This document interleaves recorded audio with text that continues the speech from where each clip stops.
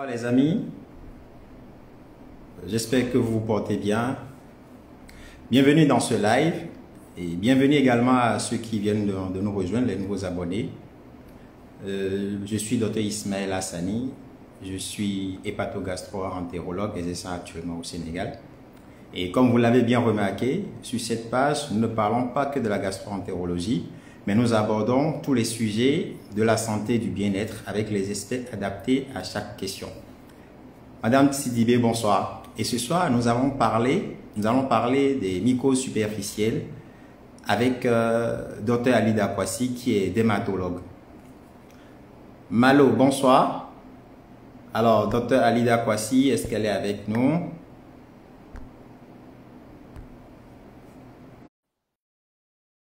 Dr Kwasi.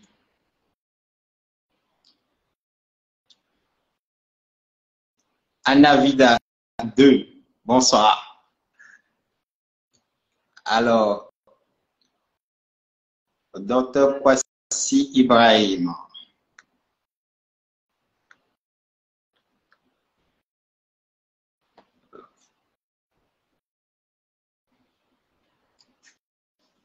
Alors, c'est quoi la définition des mycoses superficielles? Comment les prendre en charge? Quelles sont les causes? Elle nous dira tout ce soir. Donc, ne bougez pas.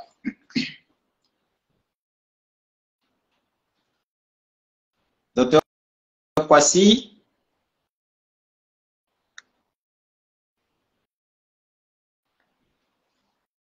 Bon, ce sont les aléas de direct.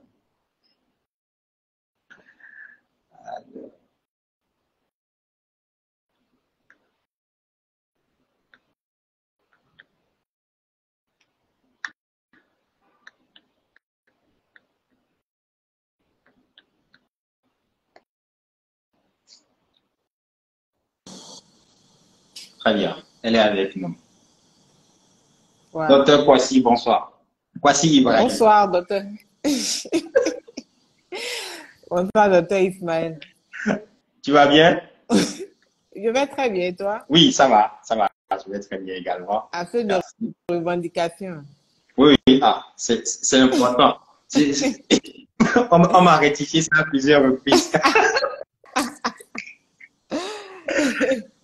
Bon, je te laisse te présenter. Oui. Bon, tu as déjà commencé, docteur Alida Kwasi Ibrahim, dermatologue vénérologue. Et je suis à Cotonou, au Bénin. Et tu as fait ton cursus de médecine générale au Sénégal? Oui, à Dakar et la dermatologie à Cotonou. Actuellement, j'ai mon cabinet de dermatologie. Et ton cabinet se situe où? C'est à Agla. Pour ceux qui connaissent Cotonou. Agla. Le nom du cabinet? Ah oui, cabinet médical de la santé là. Très bien. Alors, tu nous diras tout ce soir sur les mycoses superficielles. Déjà, c'est quoi les mycoses superficielles? Les mycoses superficielles, c'est un ensemble d'infections parce que c'est plusieurs germes qui sont regroupés dans ce qu'on appelle les mycoses superficielles et qui se développent au niveau de la peau. Si on dit superficielle, c'est qu'il y en a de profondes. Donc, aujourd'hui, nous n'allons parler que des mycoses qui se développent au niveau de la peau, mais également des cheveux et des ongles. Et il y a d'autres également qui se développent au niveau des muqueuses, précisément dans la bouche et au niveau des parties génitales.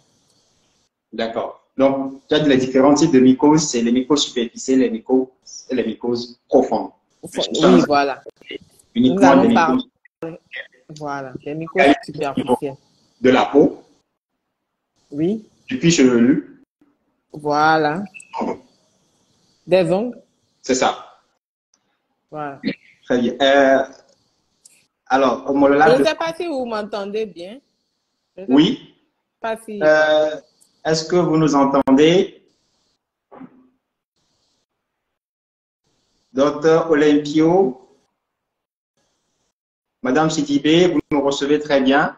Alors, il faut bien indiquer ton cabinet. Il faut bien indiquer. OK. Le cabinet, d'accord. Le cabinet se trouve à Aglar-Lazoto, la rue, après la maison des jeunes, quand vous tournez à gauche, et après la pharmacie Safari. Le cabinet se trouve entre la pharmacie Safari et la Direction générale des impôts en face du marché. D'accord. Très bien. Et tu as une page, Ma peau, mon miroir. Oui, voilà, je suis promotrice de la page. Il y a Facebook, YouTube et Instagram, Ma peau, mon miroir. Ah, j'ai fait une erreur, je me suis connectée avec mon compte personnel. Oh, C'est pas grave. avec... Non, ça, c'est pas grave. avec nous. Ouais. Oui, on te reçoit très bien et tout est OK. Donc, on va y aller. Alors, comment savoir si on a une mycose superficielle? J'ai pas bien entendu la question. Comment savoir si on a une mycose mycose superficielle? Superficielle. Déjà, Quels sont les symptômes? si je vais différencier en trois groupes. Mhm. Parmi les mycoses superficielles, on a ce qu'on appelle les dermatophysies. On a ce qu'on appelle les dermatophysies font partie d'un grand groupe. Après, on a les levures. Dans les levures, il y a les candidoses et après, il y a les phytosporoses. De façon générale, ce qu'on appelle phytosporose, c'est ce qu'on appelle encore pityriasis versicolore. C'est ça qui va donner ce que les gens appellent les dacres. Voilà, ça c'est dans les levures. Maintenant, pour reconnaître la dermatophysie, la personne va voir que la peau va commencer à rougir. Mais généralement, chez les personnes de peau noire, c'est-à-dire les Africains, la rougeur peut se traduire par une hyperpigmentation. Donc, au lieu d'avoir la peau rouge, ça peut noircir. Et il y aura un prurite, c'est-à-dire les démangeaisons qui seront là. Et ce qui est caractéristique de la dermatophysie, c'est que vous allez voir que la lésion évolue du centre vers la périphérie. Et donc, dans ce sens-là, il y a pratiquement rien. La peau est juste noire ou rouge. Et en périphérie, vous allez avoir des lésions qui contiennent de l'eau, ce qu'on appelle les vésicules. Et vous aurez également des squames. Mais la caractéristique de cette lésion, c'est qu'elle évolue vers l'extérieur et le centre est pratiquement net et elle est hyper pigmentée. Ça, c'est ce qu'on appelle la dermatophysie. La dermatophysie, la différence avec les candidoses, c'est qu'elle n'atteint pas les muqueuses. Vous l'aurez. Si tu veux bien, voilà. pour essayer. Ah, voilà, j'avais les images pour que les gens puissent bien voir. Alors, et la plupart de ces images, c'est des patients que j'ai reçus. Donc, c'est pas des images prises quelque part, c'est des patients reçus pour certains. Donc, on reprend, on parle actuellement des dermatophysies d'abord. Voilà. Et les localisations habituelles? C'est le cuir chevelu, c'est ce qu'on appelle la teigne chez les enfants. Très bien. Mais l'image, je n'ai pas donné une image de la teigne, bon, parce que tout le monde en voit, on connaît déjà la teigne. Voilà. Au niveau de la peau, voilà. Des images. Oui. La première, bon. C'est pas si vous Voilà. Ça, c'est, voilà. Donc, on voit que pratiquement dans le centre, c'est net. Et il y a une tache, c'est noirâtre. Or, en bordure, c'est comme s'il y a comment on appelle? C'est actif. On voit des lésions surélevées. Donc, c'est ce qu'on appelle la tendance à la guérison centrale. Et également, vous voyez que ça fait comme des petits cercles, des demi-cercles. Voilà. C'est annulaire. On voit que ça fait comme des demi-cercles. Il y a une seconde image. Oui, il y a une seconde image.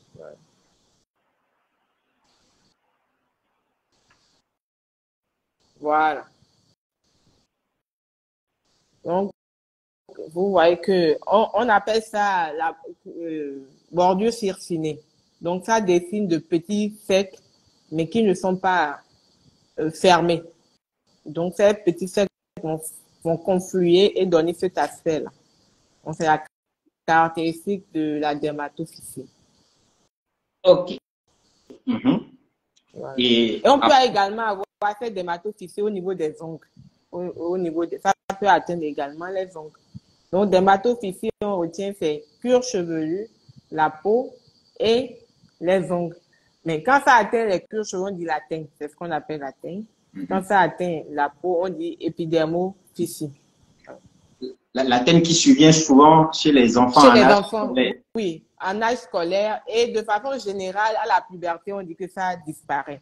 Et dans cette teigne-là, spécifiquement, on a deux types de gemmes. Il y a des gemmes qui donnent de grandes plaques et il y a des gemmes qui donnent de petites plaques. c'est surtout les grandes plaques qui sont très contagieuses et qui surviennent en milieu scolaire. Mais à la puberté, si on ne le traite même pas, à la puberté en général, ça disparaît. Donc, les garçons qui ne se lavent pas aussi. Bon, oui, c'est des facteurs. C'est des facteurs qui vont favoriser. On va revenir sur les facteurs favorisants.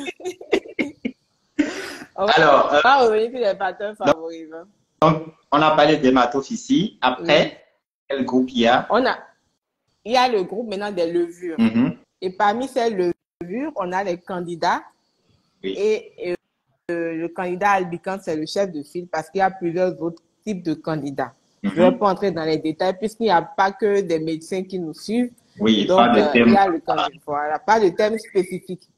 Et en dehors de ce candidat, il y a ce qu'on appelle le pittosporose. C'est ça qui donne les dates, comme je l'avais dit plus haut. Et donc, la candidose, elle va se manifester au niveau de la peau, au niveau des muqueuses, c'est-à-dire dans la bouche, au niveau des parties génitales. Je montre au niveau de la peau. Voilà. Donc, on a cette rougeur. Vous allez remarquer que c'est différent de l'autre. C'est rouge. Et en général, dans le candidat, les squames sont très, très fines. C'est des squames qui sont très, très fines et qui sont même comme de la poussière qui se dépose sur ces lésions rouges-là, qu'on appelle l'érythème. Donc, on peut la voir partout, dans les plis, sur la peau. L'autre chose, oui, les plis, c'est par exemple le cou, voilà, sous les seins, entre les cuisses, même entre le pli interfétal, entre les deux fesses, voilà, on peut avoir, ça peut apparaître à ce niveau-là. Parfois, dans les candidoses cutanées, vous avez des lésions liquidiennes, c'est-à-dire c'est des boutons qui contiennent de l'eau et qui sont comme du pus. Ça, c'est sur la peau spécifiquement. Et ça ne se vient pas chez tout le monde. C'est des terrains spécifiques qui vont présenter cette forme-là. D'accord. Voilà. Et l'autre, voilà, au niveau des ongles, oui. On peut l'avoir au niveau des ongles. Voilà, c'est ça. Et donc, vous allez voir que le pourtour de l'ongle est bombé. Le pourtour de l'ongle est bombé. Et au niveau de l'ongle, on voit qu'il y a une lisse, c'est-à-dire l'ongle n'est pas lisse. C'est bouffé par endroits et on a la couleur noirâtre également.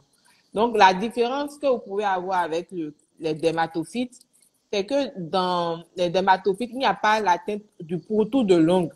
Alors que dans le candidat, il y a la teinte du pourtour de l'ongle. C'est ça qui nous permet de faire la différence sans faire le prélèvement. Sinon, idéalement, c'est de faire le prélèvement pour pouvoir faire le diagnostic du germe. Mais à la clinique, ce qui nous permet déjà de faire la différence, c'est le pourtour de l'ongle. S'il y a une atteinte du pourtour de l'ongle, ce qu'on appelle le périonicif, c'est que c'est le candidat. Et ça fait mal, c'est douloureux. Bon, la plupart des gens connaissent ça. Il y a beaucoup qui savent ça. Le pourtour de l'ongle, ça commence à faire mal, ça gonfle. Et l'ongle également est de couleur noirâtre. C'est bouffé, c'est grignoté par endroits. Et ça, c'est l'atteinte ongulière. Voilà. Oui, tu voulais dire quelque chose? Par rapport au prélèvement, en pratique. Oui, en pratique, c'est la squame qu'on prélève. On racle. Et c'est les biologistes qui font le prélèvement. Donc, mais pour faire le prélèvement, il faut ne pas faire un traitement. C'est au moins 2 semaines à 1 mois et demi sans traitement. Parce que si vous faites le traitement, vous allez fausser le résultat. Donc, si vous avez déjà mis un traitement antimycosique, on ne peut pas faire le prélèvement. Mais c'est la squame qu'on prélève. Oui. Maintenant, le patient, il vient, il présente une mycose superficielle. Est-ce que systématiquement, vous faites le prélèvement ou dans quel pourcentage, combien de fois à peu près Non. En pratique, non. En pratique, on ne fait pas de prélèvement. Maintenant, c'est quand on met un traitement et c'est résistant, surtout au niveau de l'ongle, ça n'évolue pas vite. Là, on arrête et maintenant on fait le prélèvement pour voir est-ce qu'il n'y a pas une résistance? Mais la résistance pour les antifongiques, elle est vraiment rare. Elle n'est pas aussi fréquente que pour les antibiotiques. D'accord. Donc, on ne fait pas de prélèvement de façon systématique. Mais les prélèvements qu'on fait le plus, c'est au niveau de l'ongle. C'est au niveau de l'ongle. Ouais. Très bien. Donc, on a parlé des dermatophysies, des candidoses. Oui, des candidoses. Maintenant, c'est ce qu'on appelle le pityriasis versicolor. Ce que le commun des gens appellent les dartres. C'est une fausse appellation, sinon on appelle ça pityriasis versicolor.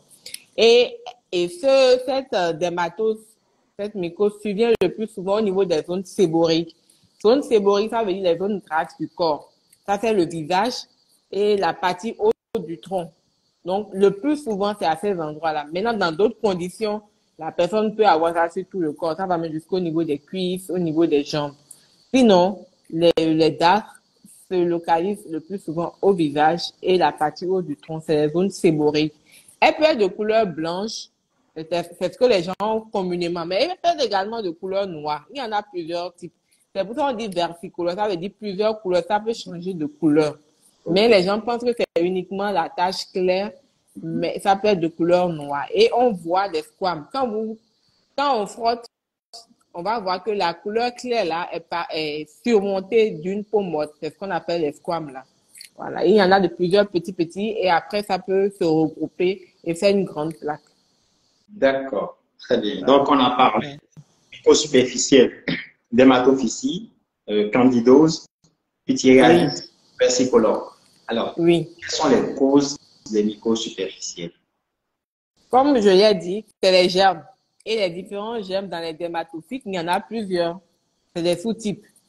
Maintenant, ce qui nous intéresse ici, c'est les facteurs favorisants. Voilà, puisque c'est un microbe. Et donc, les microbes, on les connaît, il faut les identifier. Mais il faut rappeler que la plupart de ces microbes sont saprophytes, c'est-à-dire on les porte nous-mêmes. Il y a d'autres qui sont externes, puisque la contamination peut être entre hommes. Ça veut dire que nous portons certains germes. Ça peut être au niveau du sol. Je prends le germe au niveau du sol. Ça peut être avec un animal. Donc, il y a 3 modes de contamination. Maintenant, ce qui se passe, c'est que ce que nous portons naturellement, dans certaines conditions, ces germes-là vont devenir des maladies pour nous.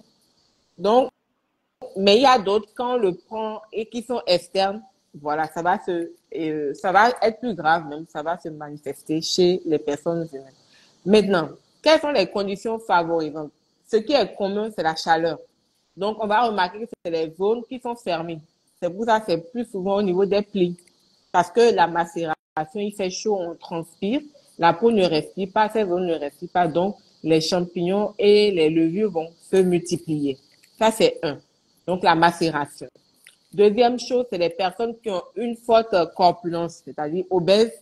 Ça va être un facteur favorisant. Plus vous êtes obèse, plus les zones là sont fermées, les plis, il fait chaud, ça reste là, et puis ça se macère. La troisième chose, c'est la grossesse. Chez les femmes enceintes, ça va se manifester. Dans notre condition, surtout en Afrique aujourd'hui, la dépigmentation est un vrai facteur. Si vous regardez les images que j'ai montrées, vous allez voir que les femmes là, elles se dépigmentent. Donc, c'est un facteur qui va favoriser et entretenir ou bien aggraver même la maladie. En dehors de ça, il y a ce qu'on appelle l'immunodépression, le VIH, le diabète. Puisque les microbes se nourrissent de sucre. Donc, si vous êtes diabétique, vous avez un facteur favorisant qui va faire que, bon, les champignons vont se multiplier, vont trouver les conditions favorables, ils vont bien manger, ils vont se multiplier. Voilà, c'est en gros ces facteurs-là. D'autres types d'immunodépression peuvent donner ça, mais de façon courante, c'est les plus fréquents. Voilà. Donc, et pour préciser, c'est les dépigmentants contenant des corticoïdes. Les corticoïdes. Puisque les corticoïdes, voilà, c'est du sucre. Et la corticothérapie au long cours est aussi... Oui, la corticothérapie au long cours, voilà. En cas de traitement, la corticothérapie au long cours, voilà, mal suivie peut entraîner aussi la prolifération de ces champignons-là. Par exemple, pour les dartres, il y a des facteurs génétiques. Vous allez remarquer que dans certaines familles, les gens vont dire, ah, mon papa fait les dartres. Ah, mon grand-papa aussi en a fait. Donc, dans les dates, ce qu'on appelle le PTI versicolore, il y a des facteurs, voilà, il y a des facteurs génétiques qui vont faire que les personnes vont tout le temps faire les PTI versicolores dans la famille. Alors, pour résumer les modes de contamination, disons interhumaine. Oui, interhumaine entre chez les animaux. Oui. Et également au niveau du sol. Voilà, au niveau du sol. Donc, oui. Je veux préciser qu'il y a une dermatophysie dont je n'ai pas parlé. C'est ce qu'on appelle les pieds d'athlète. Ça, c'est fréquent. Intertrigo. Oui, oui. Intertrigo. Quand on dit intertrigo, je vais corriger beaucoup de choses. Quand on dit intertrigo, ça veut dire lésion dans les plis. C'est tout ce que ça veut dire. Donc, quand on dit intertrigo, on n'a encore rien. L'intertrigo peut être même d'une maladie inflammatoire autre que les champignons. Maintenant, entre les espaces interorteils, c'est-à-dire au niveau des pieds, souvent quand c'est les deux derniers espaces qui sont atteints, on sait que c'est les dermatophytes. C'est ça qui nous oriente parce que les dermatophytes sont plus telluriques au niveau du sol. Donc, vous allez voir les personnes qui ont des pieds d'athlète. Donc, c'est la macération. Les personnes qui portent tout le temps les chaussures fermées qui vont avoir, voilà, qui vont avoir ça. Pour les candidoses au niveau des ongles, c'est les dames qui font le ménage. Les infirmières, par exemple, sont tout le temps en train de manipuler l'eau, ou bien les bonnes dames qui fabriquent les jus, qui ont tout le temps la main dans l'eau. Voilà, c'est des facteurs qui vont favoriser les candidoses au niveau des ongles. Très bien. Donc, on parlait des facteurs favorisants. Donc, oui, des facteurs favorisants. Facteurs favorisants, humidité, macération, des causes. Grossesse. Oui, grossesse. Donc, de façon générale, grossesse. Corticothérapie au long cours. Donc, immunodépression. Immunodépression. Dépigmentation. Le diabète, oui. Attends, le récent, on va garder ça pour la fin. Donc, immunodépression, corticothérapie, donc corticothérapie au long cours. Oui. VIH, le diabète et un autre facteur très important à ne pas négliger, compte tenu des images que tu nous as montrées tout à l'heure, c'est la dépigmentation. C'est une des conditions qui favorise l'émergence des mycoses superficielles. On profite de un appel aux adeptes de la chose. Ah, en tout cas. Donc, alors, tu as répondu à une partie de la question qui va sur est-ce que la mycose, elle est superficielle? La mycose superficielle est contagieuse? Oui, elle est contagieuse, mais par exemple, pas comme la gale où systématiquement, dès que je l'ai, si je suis avec quelqu'un, la personne là. Elle est contagieuse dans le sens, si moi-même j'ai les conditions favorisantes. Par exemple, pour les dermatophysies, les candidoses, oui. Mais la teigne, par exemple, si l'on partage les mêmes peignes, si nous dormons ensemble, oui. Les objets qui peuvent contenir ces champignons, si nous les partageons, nous allons nous contaminer. Mais pour que ça se multiplie, c'est que moi-même, j'ai des facteurs favorisants parfois. Mais pour la teigne, c'est systématique. Si j'utilise ton peigne, je peux choper la teigne. Mais pour les dermatophysies, il faut que moi-même, en tant que personne, j'ai des conditions favorisantes pour que je puisse se contaminer. Voilà. Donc, ce n'est pas systématique comme, par exemple, on dit la gale, c'est contagieux, telle maladie est contagieuse. Pas dans ce sens-là. D'accord. Alors, il y a une question. Sylvana, il y a des personnes qui ont le genre de pied d'athlète, mais entre les doigts. Comment on appelle cela et comment le traiter? Oui, c'est la même chose. Hein. Il y a des personnes qui ont le genre de pied d'athlète. Oui, c'est la même chose.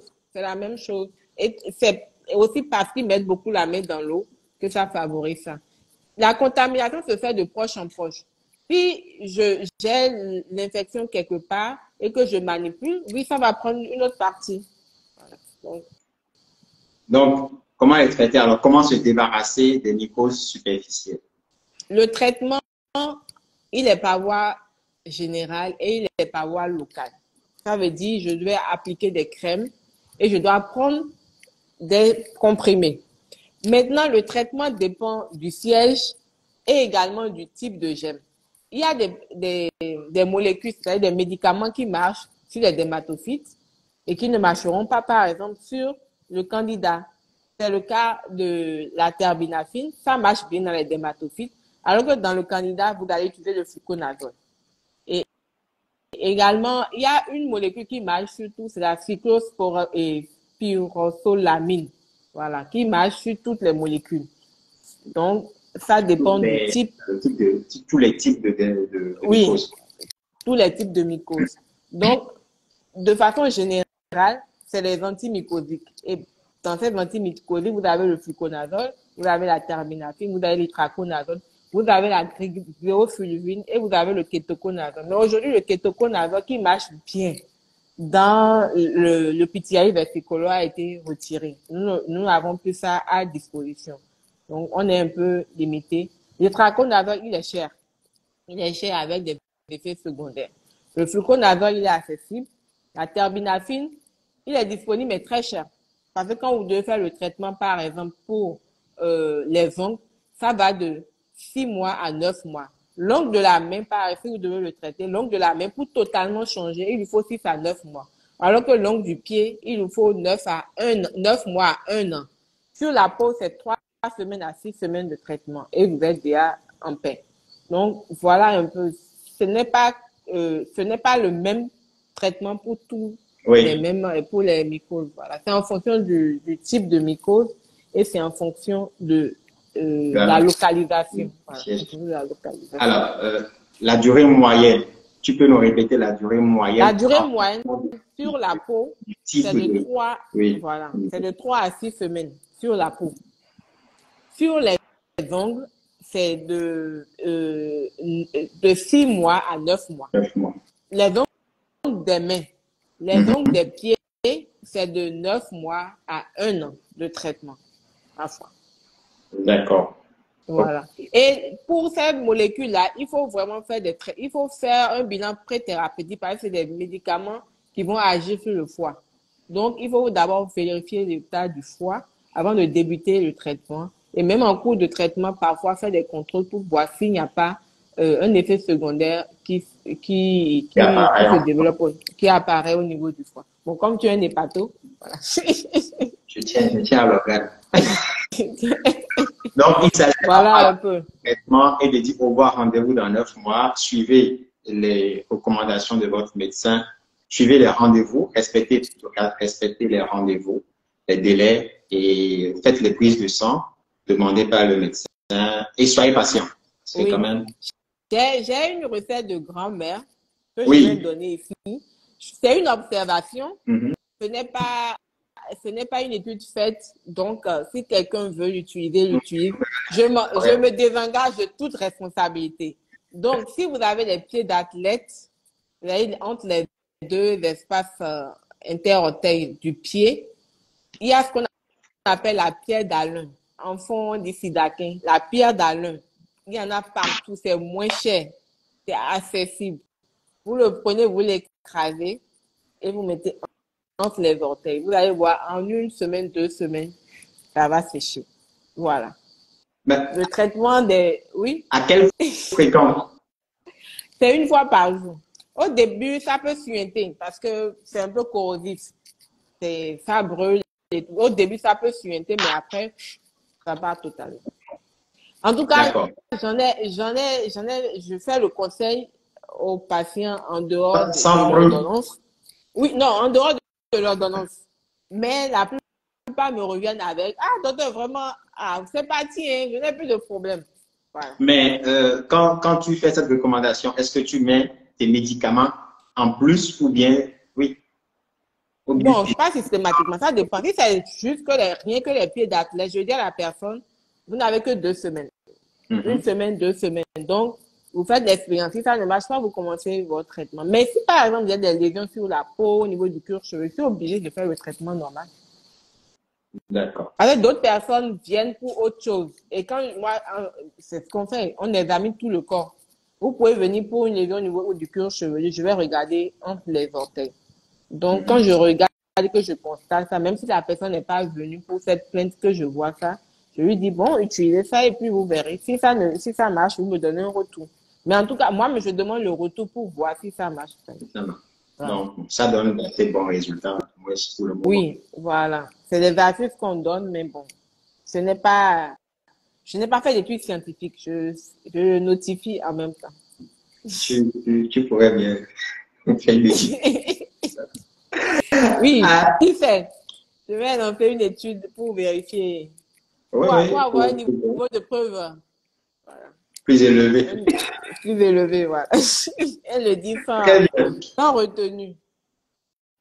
Alors, des conseils, je dirais, pour les patients qui ont des mucoses superficielles, euh, avant un mot sur la prévention, bien sûr, on va parler déjà de ceux qui l'ont. Oui. Ceux qui l'ont, quel conseil leur donnerais-tu, par exemple? Ceux qui ont des mucoses superficielles, peu importe les localisations. Ce que je dirais, c'est déjà, si vous transpirez beaucoup, c'est de mettre des poudres, les poudres usuelles là, au niveau des plis. Au moins, ça va assécher. Si vous rentrez les sous-vêtements, il faut les enlever. Et porter des sous-vêtements en coton. Et je profite pour dire, pour les hommes, par exemple, aujourd'hui, les hommes ont l'habitude de porter des calcifs. Je ne sais pas comment vous avez des bosseurs là. Ce n'est Mhm. pas adapté. Ce que je recommande, c'est si vous devez mettre les bosseurs, que vous n'aimez pas les calcifs qui épousent la forme de l'entrecuisse et que c'est des bosseurs, vous êtes obligé de tirer pour que ça vienne épouser l'entrecuisse et ça doit être en coton pour que ça puisse absorber la sueur. Ceux qui ont créé les calcifs avant, ils savent pourquoi ils ont fait ça sous cette forme. C'est pour que ça puisse absorber la sueur.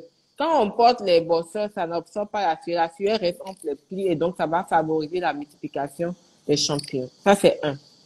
Deuxième chose, c'est d'éviter l'usage des savons antiseptiques de façon intempestive. Parce que quand on utilise les savons antiseptiques à tout moment, les antiseptiques détruisent uniquement les bactéries. Or, comme j'ai dit tout à l'heure, sur la peau, on a des microbes, ça profite qui nous protègent. En détruisant les bactéries, les champignons et les levures peuvent maintenant commencer à bien se développer. C'est ça qui favorise parfois les dates chez certaines personnes. L'usage des antiseptiques. Je ne peux pas citer de nom ici, mais si vous savez que vous avez un savon antiseptique, ce n'est pas utilisé tout le temps. Une fois ou deux fois par semaine pour décharger la mauvaise odeur, oui. Mais tous les jours, comme savon habituel, non. Ça, c'est des conseils que je peux déjà donner. Maintenant, si vous avez la maladie, il faut venir vous faire traiter. Parce que sans traitement, ça ne peut pas disparaître. Sans traitement, ça ne peut pas disparaître. Donc, ceux qui ont des lésions sur leur peau, Oui, n'hésitez pas à consulter un dermatologue, idéalement. voilà. Pas n'importe quoi. Oui. Et puis, ça Maintenant, permet aussi d'identifier s'il y a d'autres causes qui sont en bas, en ouais. dessous de... Oui, voilà. Parce que ça peut ne pas être une dermatophysie simple ou bien une candidose simple. Il faut identifier s'il n'y a pas d'autres facteurs.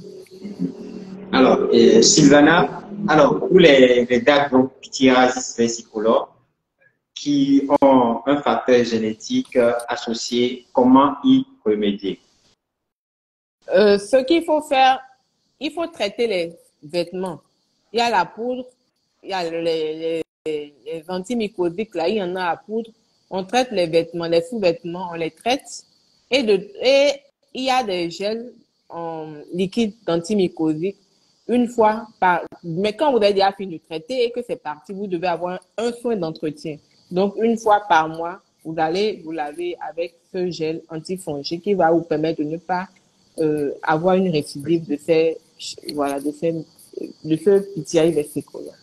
Bon, et éviter de transpirer. Il y a des, je ne vais pas dire déodorants, mais c'est des produits disponibles en pharmacie qui sont des antitranspirants. C'est pas des déodorants, c'est des antitranspirants qui sont disponibles en pharmacie. Ça permet de mettre dans les aisselles au niveau des pieds et des mains et ça permet de diminuer la transpiration, l'hypersudation. D'accord. Oui. Est-ce qu'il y a d'autres questions? Je pense qu'on a fait le tout, non, Oui. Valida? Oui, on a fait le tour des questions. On a fait On le a tour. parlé de la question déjà. Donc, Oui. ok. Euh, prévention, qu'il y a d'autres. Bon, c'est tout, hein. En matière de prévention, bon. Si on connaît les facteurs, il faut prévenir ces facteurs. Et Ouais, puis, se faire traiter oui. dès qu'on est dans le cas. Maintenant, pour ceux qui ont souvent les candidoses des mains, ce qu'on recommande de faire, c'est de mettre des gants en coton d'abord, qui se vendent dans les supermarchés. Et après, on met les gants de ménage. Parce que si vous mettez le gant de ménage directement, il y aura la sueur, vous allez encore transpirer parce que c'est du plastique. Donc, on met le gant en coton qui va permettre d'absorber la sueur. Et après, vous mettez votre gant de ménage et vous faites votre ménage. Là, la main ne va pas toucher l'eau. Parce que si la main est toujours dans l'eau, même si on traite, ça va continuer, puisque les facteurs sont là. Alors, je vais poser une dernière question. Oui. C'est la rentrée des classes. Les enfants, s'ils se retrouvent, et on a parlé tout à l'heure des thèmes. Oui. Si ton enfant se retrouve dans une salle, dans une classe où il y a peut-être 2 enfants qui ont la thème, alors qu'est-ce qu'on fait? Il faut traiter. Normalement, il faut traiter tout le monde. Il faut traiter ceux qui sont... Bon, on traite l'enfant qui est venu et on demande aux parents de voir le maître. S'il y a d'autres enfants, ça doit être traité. Sinon, ils vont continuer à se contaminer. Voilà. Donc, il faut traiter les enfants qui côtoient cet enfant-là. Oui. Malade. Non. Les enfants déjà malades. Oui. Les enfants déjà malades, il faut les traiter. Mais ils viennent toujours en classe. Oui, ils viennent toujours en classe. D'accord. Il n'y a pas d'éviction scolaire dans ce cas. Non. Il n'y a pas d'éviction scolaire à faire. Ce n'est pas quand le bénéfice risque ne vaut pas la peine de faire une éviction scolaire. Et par rapport aux enfants qui n'ont rien encore, qui jouent avec l'enfant malade, on fait rien, on attend. Oui, ils peuvent jouer ensemble. Le plus important, c'est de ne pas utiliser les mêmes objets. Il n'y a pas de problème. Vous ne pouvez pas traiter ce que vous ne voyez pas. En plus, c'est des produits à prendre, c'est des comprimés à prendre. Donc, s'il n'y a pas de manifestation de la maladie, vous ne pouvez pas faire un traitement. Pas de prévention, en fait. Il faut juste... Prévention, c'est de traiter l'enfant et de lui dire d'éviter, en fait, de partager ses jouets ou ses objets, voilà, avec les autres, c'est tout. Voilà. D'accord. Très bien. Alors, est-ce qu'il y a d'autres questions avant qu'on ne ferme la session? Madame Kofi, bonsoir. Ife, bonsoir.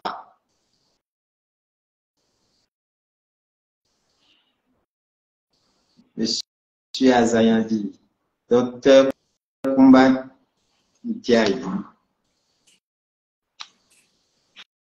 Il n'y a pas de questions. Bon, Alida, tu vas dire ton mot de fin. D'accord. Et moi, d'accord, c'est bon.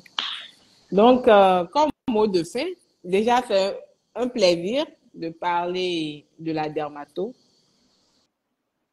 J'ai une connaissance qui a des dates. Mais quand il arrête, ça revient. Bonsoir, docteur. J'ai une connaissance qui a des dates. Quand il prend les médicaments, ça passe Fluco ou Griseo. Mais quand il arrête, ça revient. Oui, comme je disais, est-ce qu'il a fait la durée normale du traitement? Parce que parfois, quand les gens commencent le traitement, en 2-3 jours, ils ne voient plus de taches. Mais en œil de profane, ils pensent que c'est parti. Quand ils viennent sur le spécialiste, ils disent non, c'est pas encore fini. Donc, est-ce que la durée du traitement a été faite, a été respectée du moins? Est-ce que on a traité les vêtements? Ça, c'est des choses qu'il faut voir. Et la personne dit son mode d'hygiène. Est-ce que l'hygiène, ça va? Est-ce que quand il vient, il jette les habits, il transpire? Tout ça, c'est des facteurs qui vont favoriser, maintenir les champignons sur la peau. Voilà. Et tu as parlé du traitement d'entretien. Oui, le traitement d'entretien. Oui, une fois par mois, le traitement d'entretien. Une fois par mois. Après guérison. Pardon? Une fois par mois pour combien de temps? Oh non, il n'y a pas de temps. Hein. Il n'y a pas de temps. En fait, c'est juste pour ceux qui font les pédiatriques versicolores à répétition. Oui. De façon, dès qu'on voilà, c'est pour eux. Sinon, il y a des gens, une fois, dès qu'on élimine les facteurs favorisants et qu'on a traité, ils n'ont plus de problème. Ils n'ont plus de soucis. Oui. Ok, d'accord. Ils n'ont plus de problème. Très bien. Donc, on a répondu à toutes les questions normalement.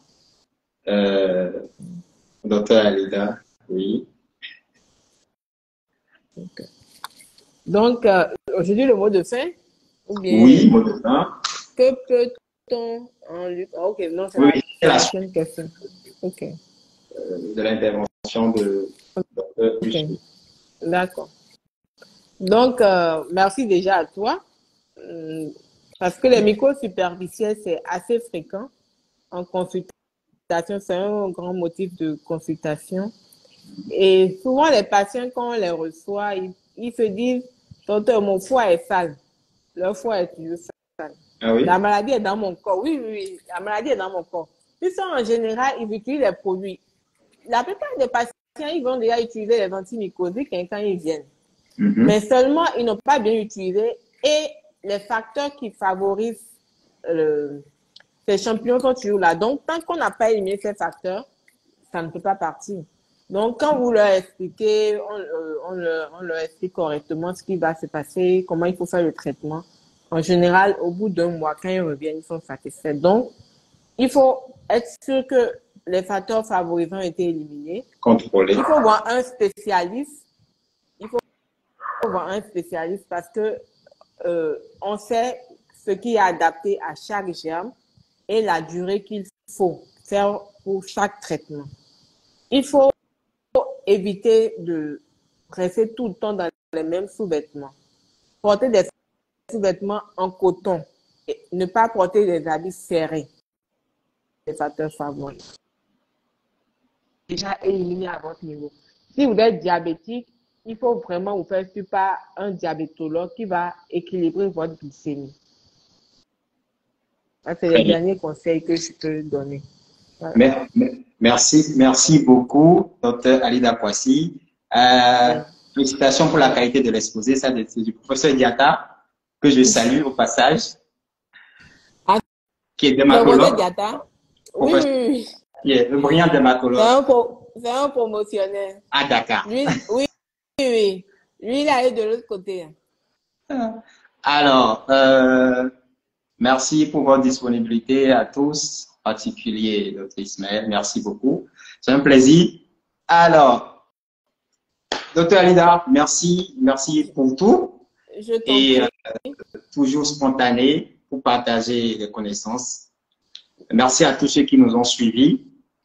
Et on vous dit rendez-vous dans 2 semaines avec un nouveau thème qui sera dévoilé plus tard.